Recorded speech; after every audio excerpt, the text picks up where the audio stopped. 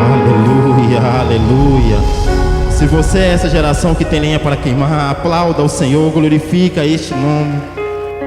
Ele está na casa, glória a Deus. Pai do Senhor, juventude, glória a Deus. Por favor, meus irmãos, abram vossas Bíblias no livro de Apocalipse, capítulo 4.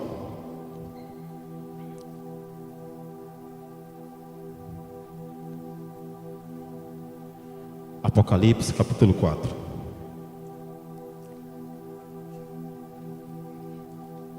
Depois destas coisas, olhei e eis que estava uma porta aberta no céu. E a primeira voz, que como de trombeta, ouvira falar comigo, disse: sobe aqui e mostrar-te-ei as coisas que depois destas devem acontecer. E logo fui arrebatado em espírito, e eis que um trono estava posto no céu, e um assentado sobre o trono. E o que estava assentado era, na aparência semelhante à pedra de jaspe e de sardônica, e o arco celeste estava ao redor do trono, e era semelhante à esmeralda. E ao redor do trono havia 24 tronos, e vi assentados sobre os tronos 24 anciãos, vestidos de vestes brancas, e tinham sobre a cabeça coroas de ouro. E do trono saíam relâmpagos e trovões e vozes, e diante do trono ardiam 7 lâmpadas de fogo, as quais são os 7 Espíritos de Deus. E havia diante do trono como um mar de vidro, semelhante ao cristal, e no meio do trono e ao redor do trono 4 animais, cheios de olhos por diante e por detrás. E o primeiro animal era semelhante a um leão, e o segundo animal semelhante a um bezerro, e tinha o terceiro animal o rosto como de homem, e o quarto animal era semelhante a uma águia voando. E os 4 animais tinham cada um respectivamente 6 asas, e ao redor e por dentro estavam cheios de olhos, e não descansam nem de dia nem de noite, dizendo: Santo, Santo, Santo é o Senhor Deus, o Todo-Poderoso, o que era e que é e que há de vir. Verso 9. E quando os animais davam glória e honra e ações de graças ao que estavam sentados sobre o trono, ao que vive para todo sempre, os 24 anciões prostravam-se diante do que estava sentado sobre o trono, adoravam o que vive para todo sempre, e lançaram as suas coroas diante do trono, dizendo, último versículo 11, por favor: digno és, Senhor, de receber glória e honra e poder, porque tu criastes todas as coisas, e por tua vontade são e foram criadas. Pai celeste, Pai querido, Pai amado, louvo a Ti pela Tua palavra que será ministrada nesta noite. Usa-me como canal de bênção, Pai, a esta igreja, e que Teu povo venha a ser alimentado, saciado por Ti. Mas antes de ouvir esta ministração, gere sede em nossos corações, gere fome aos nossos corações, para que venhamos ser alimentados de forma, ó Pai, majestosa da Tua palavra nesta noite. Essa é a nossa oração. Amém. Poder se sentar, por favor? Quero, antes de começar a ilustração deste texto, louvar a Deus pela vida dos nossos pastores presidentes, pastora Binaí, pastora Meire. Os senhores são o casal mais top que eu conheço. Obrigado por existir na minha vida. Estendendo minha gratidão à vida do nosso pastor da juventude, pastor Pablo e pastora Valéria. Glória a Deus pela vida dos nossos pastores. Glória a Deus. Representado muito bem aqui pela Carol, Rosileide, Michel Jales. Obrigado por existir em minha vida. Louva a Deus pela mulher mais linda dessa juventude, Renata Araújo. Eu te amo, viu? Obrigado por existir. E por toda a rede Efraim e por toda essa juventude. Deus abençoe. Meus irmãos, o livro de Apocalipse, ele nos leva a entender que é um livro totalmente escatológico. Só que se você for atentar e ler ele com mais exatidão, com mais excelência, com mais carinho e cuidado, você vai perceber que ele não apenas é um livro onde a escatologia é pregada, mas também um livro que nos revela as coisas vindouras, de bom e de ruim. O livro de Apocalipse, dentro dos 66 livros da Bíblia, tanto 39 no Antigo como 27 no Novo, ele é o único e exclusivo livro que ele usa totalmente da sua forma para falar acerca de futuro. Todos os 65 restantes falam acerca de passado, como algumas profecias do futuro, é claro. O que me leva a entender que Apocalipse ele não é apenas um livro onde eu vou ter coisas extraordinárias, alegóricas ou até revelação acerca que o João escreve, mas ele também é uma revelação para mim. Glória a Deus. Ele também é uma revelação a mim para o tempo de hoje, ao século 21. Há mais de 2000 anos depois, ele me traz à tona novas coisas. E o significado do nome de Apocalipse é realmente revelação. Mas não é revelação de algo que não existia, é revelação de algo que já existia, porém nós como seres humanos e servos do Deus Todo-Poderoso não conhecíamos. Aí então Deus resolve se revelar. Deus então agora no coração dele, ele se revela a João, que escreve para nós que estamos aqui hoje. Isso é incrível. Evandro, quem é João? João é um dos 12 apóstolos que caminhou com Jesus, aquele que estava entre os três, que caminhava perto, que estava em meio de milagres, que estava no Monte da Transfiguração, e aquele também que deitava no peito. João é o último homem a estar vivo dos 12 apóstolos que andaram com Jesus. Ele agora está na ilha de Pátimo. A ilha de Pátimo era para pessoas que tinham crimes aterrorizantes. João só tinha uma situação, ele só tinha uma ocasião para ele estar ali na ilha de Pátimo. Ele servia Jesus e ele pregava as boas novas. Porque muitas das vezes aquilo que nós fazemos para Cristo pode ir de direção contrária ao mundo, e isso pode provocar acerca de me prender. Só que eu acho interessante que quando João vai à ilha de Patmos é uma ilha ao redor do mar Egeu. E me diz que os carcereiros, quando levam o prisioneiro para lá, antes de chegar na ilha, eles jogam o prisioneiro lá, porque lá tem feras, animais ferozes. Então, por medo de não morrer, eles nem chegam perto, jogam na beira da margem do mar. Sabe o que eu acho interessante? É que João entra nesta ilha e não é devorado. Se a gente for ver na história de João, ele também entra num caldeirão de azeite e não é morto. Porque aquele que é fiel a Deus só morre quando a promessa se concretiza. E aí então eu encontro o João escrevendo o livro de Apocalipse. Ele agora está em Pátimo. Ele ficou cerca de 5 anos em Pátmos, mais ou menos 5 anos. E aí então Deus, através do Senhor Jesus, resolve aparecer e revelar coisas extraordinárias para João. O livro de Apocalipse começa assim: aqueles que têm ouvidos, ouçam o que o Espírito diz às igrejas. O capítulo 1, 2 e 3 é Jesus revelando acerca da igreja. É Jesus trazendo à tona acerca de tudo aquilo que a igreja precisaria de conserto, ou a igreja precisaria se manifestar para pregar o evangelho mais saudável, o evangelho mais limpo e mais puro acerca da vontade do Pai. Aí chega no capítulo 4, e Jesus, o texto diz assim: depois destas coisas. Que coisa, Evandro? Todas essas que eu te contei. Depois destas coisas, eis que uma porta estava aberta no céu. Porque lá em Pátimo, as portas estavam fechadas para João. Mas Deus então resolve abrir a porta do céu. Porque aquilo que o homem fecha, Deus abre. Porque pode parecer impossível aqui na terra, mas quando Deus resolve te honrar, Ele te leva a ambientes extraordinários e sobrenaturais, para revelar coisas acerca do coração dEle para a tua vida. Aí continua dizendo assim: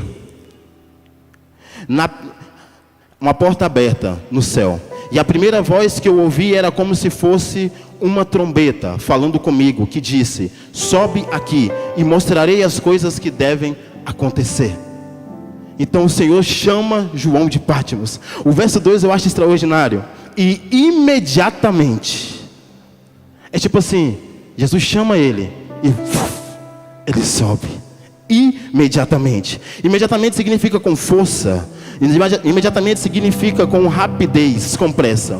Imediatamente eu estava no Espírito, e eis que um trono estava posto no céu, e um assentado sobre o trono.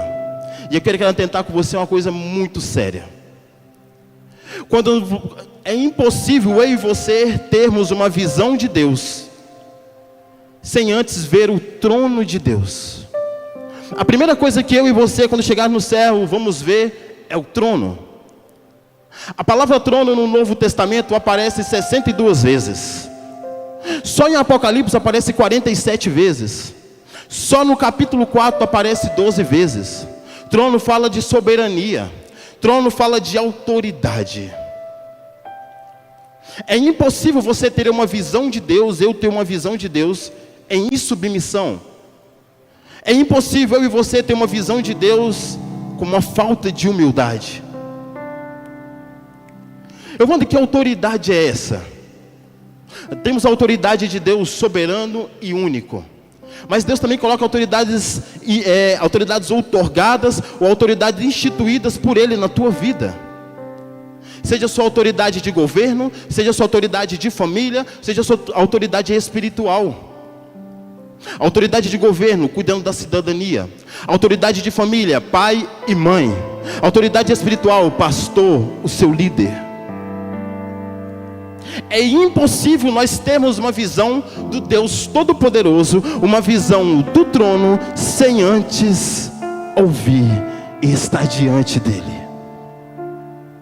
Porque Deus, ele não quebra a autoridade.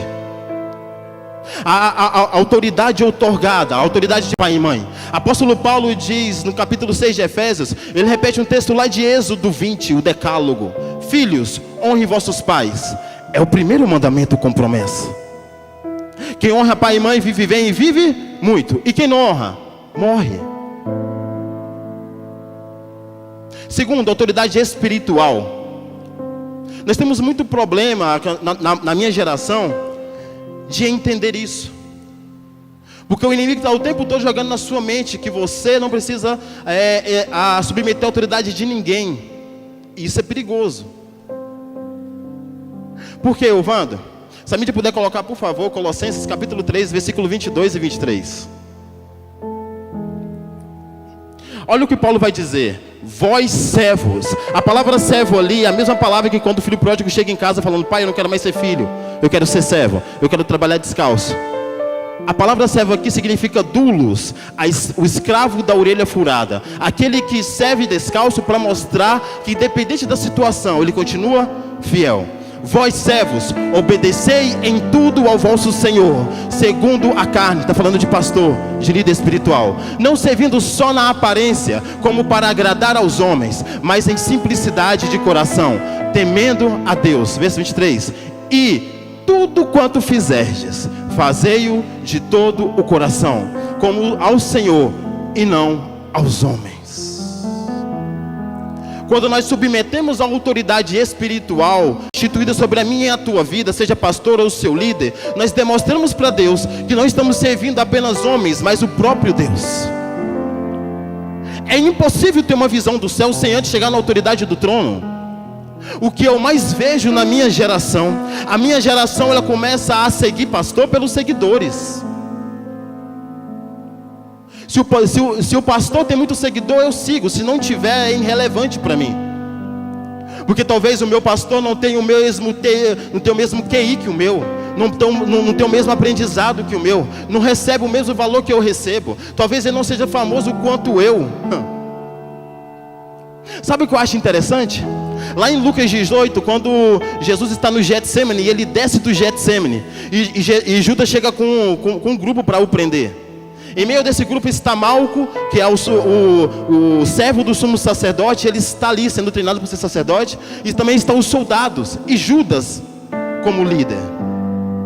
Porque eles ouviram dizer que Judas seguia Jesus.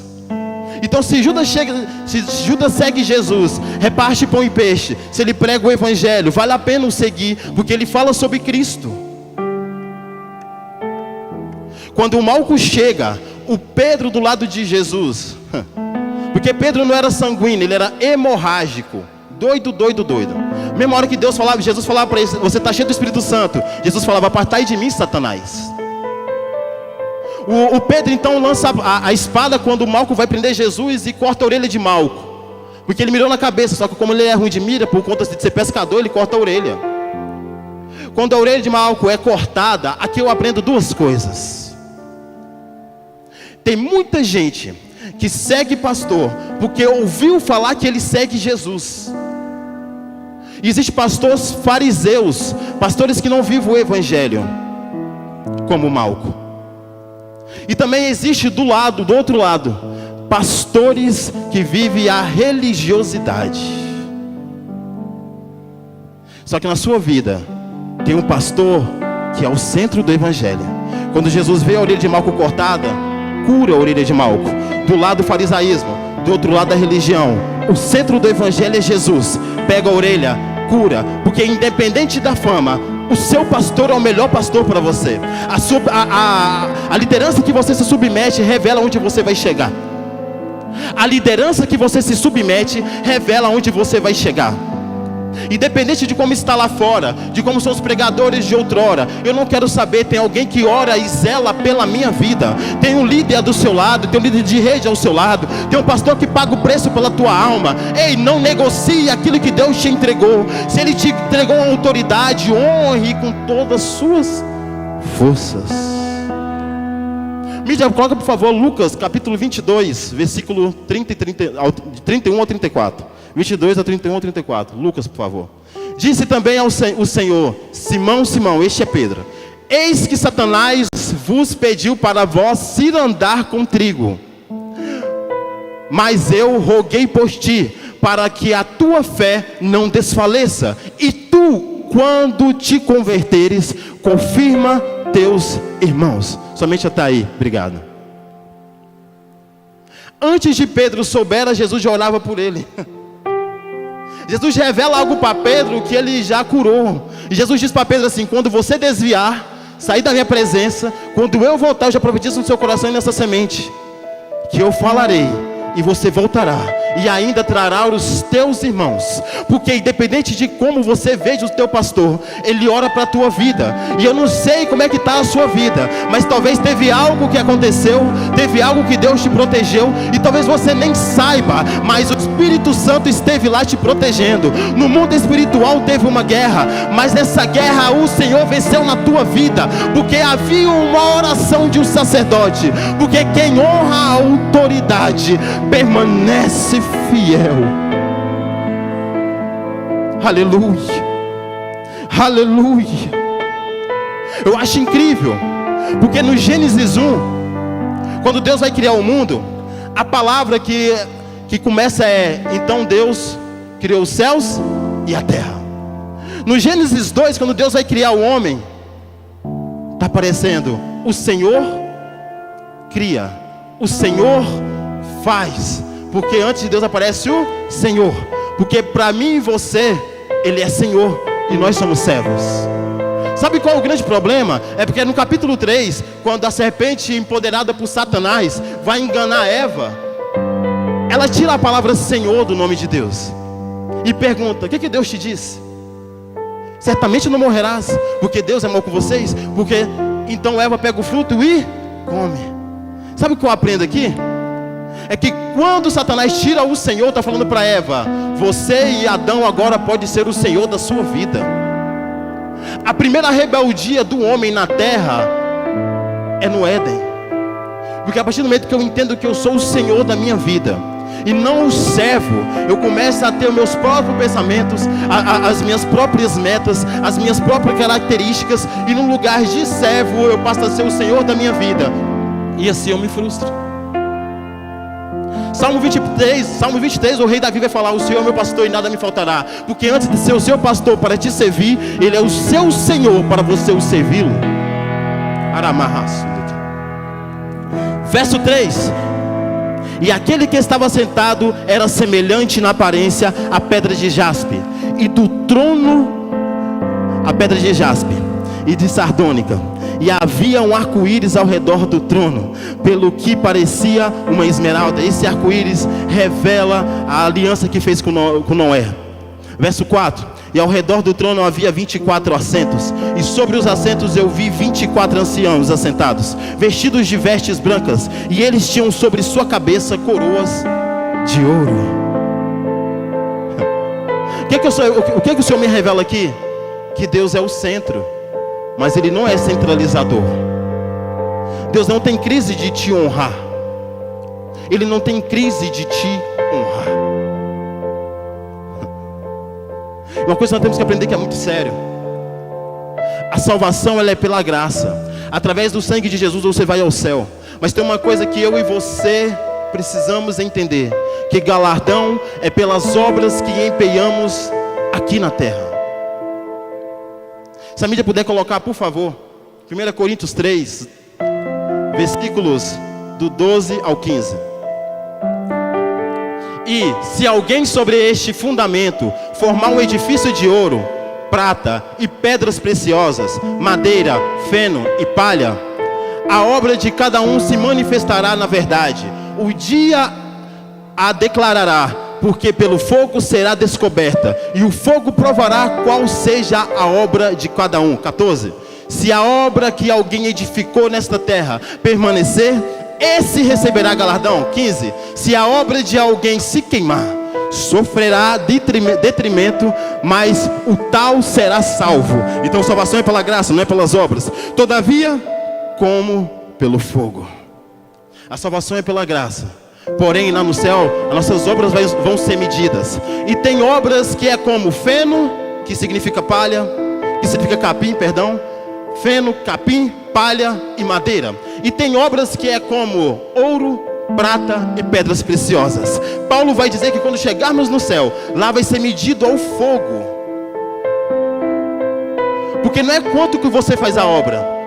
Porque não é pela quantidade da sua obra, é pela qualidade. Tem muita gente que faz muito para Deus, prega 30 dias por mês, faz tudo para Deus. Porém, a obra que nós vamos ser galardoados no céu não é sobre a obra que você faz, mas sobre a intenção do seu coração em fazer esta obra. Porque não é sobre a quantidade, é a qualidade que você empenha nesta obra. É sobre a intenção do teu coração. Você faz essa obra porque você ama a Deus de verdade, ou é por conta da fama, do dinheiro ou dos prazeres do mundo? Lá no céu então vai ser medido. Eu imagino comigo, como falou que foi no fogo, um anjo como Atenais pega brasas do altar e aos teus pés joga. E lá vai ser medido se a sua obra é de capim, palha ou madeira. Porque capim, palha e madeira, ao fogo vai embora. Mas a obra de prata, ouro e pedra preciosa, pode até ser difícil, pode até ser no anonimato. Eu vou do meu ID, está pequeno. Eu vou da minha rede, ainda está pequena. Eu ainda não consegui meus projetos na obra do Senhor. Mas está orando, está buscando, está se derramando. Porque não é pela quantidade da obra, é pela qualidade que você exerce nela. Porque capim, palha e madeira é fácil de achar, mas prata, ouro e pedra preciosa, eu tenho que descer, eu tenho que ir profundo, eu tenho que ir um pouco mais. Existe galardão para ti. Igreja amada, vamos viver a obra do Senhor com exatidão, com louvor e qualidade. Glória a Deus. Arabás. Verso 5. E do trono saíam relâmpagos e trovões e vozes. No céu tem movimento e barulho. E havia 7 lâmpadas de fogo queimando diante do trono. Essas 7 lâmpadas representam o Espírito Santo do Antigo Testamento, nos tabernáculos, que são os 7 Espíritos de Deus. Verso 6. E diante do trono havia um mar de vidro, semelhante ao cristal. E no meio do trono e ao redor do trono havia 4 animais cheios de olhos de frente e de trás. Mar de vidro. Aqui eu acho isso extraordinário, porque está falando da igreja. Mar de vidro significa firmeza e transparência. Firmeza e transparência. A igreja não foi criada por Pedro, a igreja foi criada por Deus. Embora Deus tenha criado, a igreja nasceu na cruz através do tetelestai. Embora a igreja tenha nascido na cruz, ela foi inaugurada em Atos 2. Porque é impossível iniciar algo extraordinário da vontade de Deus sem antes eu ser tocado pela presença dele, ao ponto de transbordar da tua glória. Porque antes de Deus me entregar algo extraordinário, tem fogo, tem batismo, tem coisas extraordinárias do céu. Deus está te tocando essa noite para começar em você e através de você uma obra extraordinária na presença dele. Ele é teu Pai e te entrega coisas extraordinárias do céu, te dando firmeza e te dando firmamento e transparência. Não adianta ficar de meio termo na presença de Deus. Ou você é ou você não é. Em Gênesis, Arabaçui, eu acho extraordinário. Jacó engana o pai, mentindo sobre que ele seria Esaú, pedindo a primogenitalidade, meu Deus, que ele queria ser o primogênito. Vamos fazer assim, glória a Deus. 20 anos depois, Jacó agora está no Val de Jaboque. E no Val de Jaboque, o anjo do Senhor pergunta, ele está pedindo bênção, me dá a minha bênção, anjo. Ele está falando, e quem és tu? Quem és tu? Porque para o homem eu posso ser quem eu quiser, a minha reputação pode estar guardada do jeito que eu quiser, mas para o Senhor, eu sou Jacó mesmo. É isso que o Senhor está vendo mesmo, porque existe transparência na igreja. E o anjo então disse, até ontem tu eras Jacó, porque agora tu serás Israel. Porque quando o anjo toca Jacó, quando a espada entra, ele ainda é Jacó, mas quando a espada saiu, ele é Israel. Porque às vezes Deus prefere te ferir do que te perder. Ele busca transparência. Transparência. Vamos continuar. Aleluia, aleluia. E o primeiro animal era semelhante a um leão. Esses animais simbolizam os evangelhos. Leão significa o livro de Mateus, porque no capítulo 1 de Mateus ele vai dizer, eis aí a descendência de Davi, a raiz de Judá. Porque no Mateus ele é conhecido como rei e tratado como rei, porque ele é o leão da tribo de Judá. O segundo animal é o boi, que representa o livro de Marcos. Se você ver o livro de Marcos, se você for ler, toda hora você vai ver a palavra logo. Porque no livro de Marcos ele é revelado como o servo. E os servos não tinham descendência, não tinham genealogia nem posteridade no livro de Marcos. Então ele é tratado como boi, como servo, que calado foi ao matadouro para entregar sua vida por mim e por você. O ser vivente, que é o homem, que significa o livro de Lucas. Ele é o homem perfeito. Mas no João, diferente dos 3 outros evangelhos, que trata um Deus terreno, o livro de João trata ele como o quarto animal é a águia, que sobrevoa. E o livro de João trata ele como Senhor. Porque no João 1 já começa assim: no princípio era o verbo, no verbo era Deus, e o verbo estava com Deus. E por ele todas as coisas se fez. Ele, o céu revela a Cristo. Verso 8. E os 4 animais tinham cada um deles 6 asas ao redor, e eles estavam cheios de olhos por dentro, e eles não descansam nem de dia nem de noite, dizendo: Santo, Santo, Santo é o Senhor Deus Todo-Poderoso, aquele que era, que é e que há de vir. Quando os anjos cantam Santo, Santo, Santo, me revela uma coisa extraordinária. Porque se os anjos falam, se eu e você falamos Santo uma vez, nós o define. Se você fala Santo 2 vezes, você enfatiza. Mas se você fala Santo, Santo, santo, o colocamos em grau superlativo, onde nenhum ser pode chegar. É o Senhor Deus. Porque o tempo todo o inimigo está falando que você não é servo, mas os anjos cantam o Senhor. Porque dependendo da posição que você esteja, quem não serve, não serve. É o Todo-Poderoso, o único de todo poder, aquele que era e é de vir, o Deus eterno, aquele que passeia entre passado, presente e futuro. Ele é a própria eternidade. Aleluia, aleluia. E esse mesmo Santo, a mesma visão de Isaías 6. Isaías diz: no ano que morreu o rei Uzias, eu vi o Senhor sentado em um alto e sublime trono, e a orla de suas vestes enchia o templo, enquanto anjos voavam sobre ele. Com duas asas cobriu os rostos, com duas cobriu os pés e com duas voava. As duas asas que cobriam o rosto fala de reverência à santidade de Deus. As duas asas que cobriam os pés fala de reverência à missão da igreja na terra. E as duas asas que voavam falam de disposição para servir, disposição para adorar. Os anjos proclamam o que a igreja viverá nos últimos dias. Verso 9.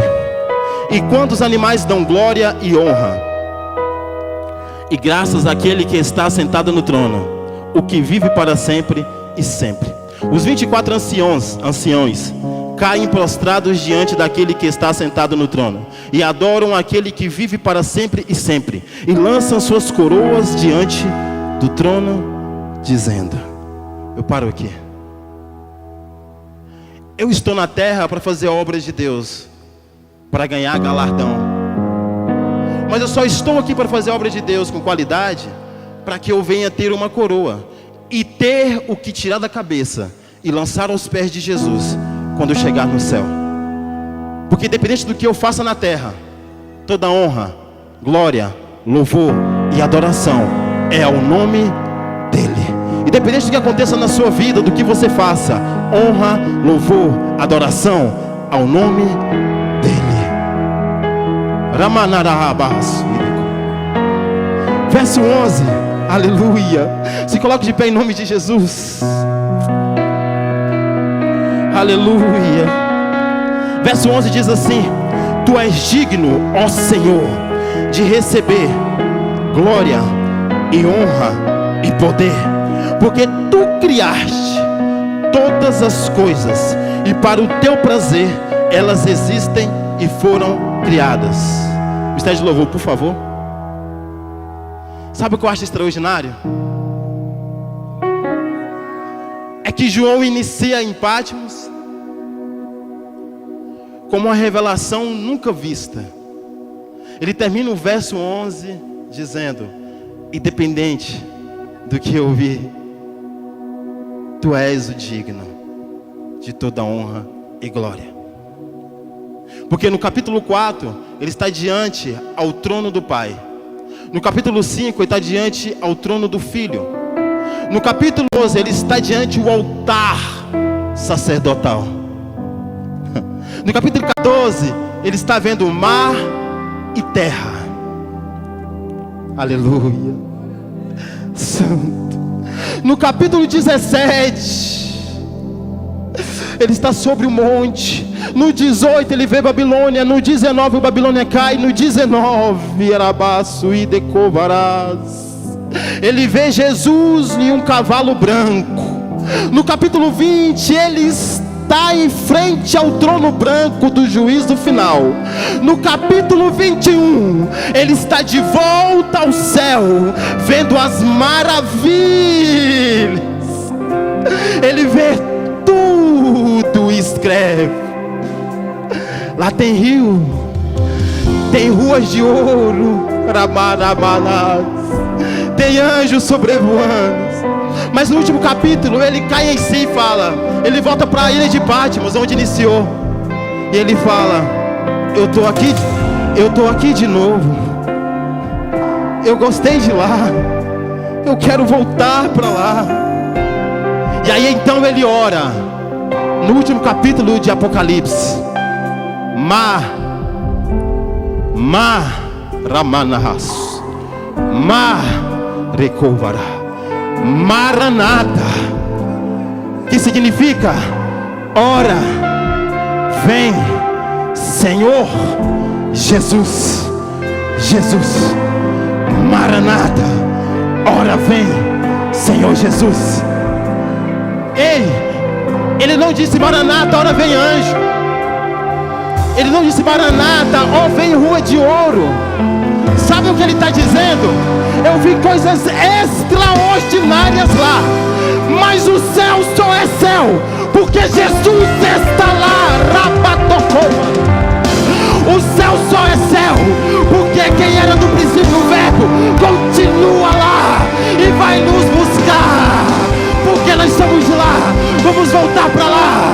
Rabatocova Ramanarahas Ramanahas Suidecou. Aleluia, aleluia, aleluia, aleluia. Ramando Kovaramanarahas, aleluia, aleluia. Arabaçoe.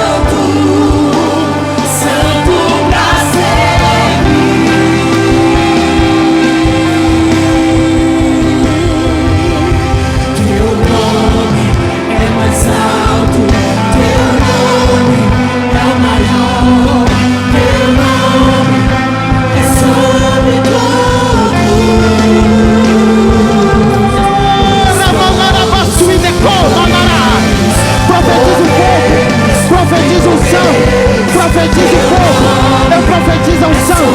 Toca, toca, toca, toca. Ramanarabatuída, é mais alto, teu nome é maior, teu nome é sobre todos os tronos e domínios, governos e poderes. Teu nome é sobre todos. Eu vim te revelar o céu que é real. Não é um conto de fada, não é história fictícia isso aqui. O céu é real. Jesus já desceu, morreu por mim e por você. Está pago, está consumado. Tetelestai. Ele desceu para que eu e você pudéssemos subir. Porque quando o céu se abrir e a trombeta tocar, ele nem desce, ele está nas nuvens. E de lá nós vamos subir para lá. Porque o céu não é o nosso lugar, ponto de chegada. O céu é o nosso lugar de origem. Aplauda a Jesus o mais forte que você puder. Ele é santo, Ele é santo, Ele é santo. Cadê a primeira pessoa para Jesus? Cadê a primeira pessoa para Jesus? Vem correndo, vem depressa. Vem correndo, vem depressa. É noite de recomeço.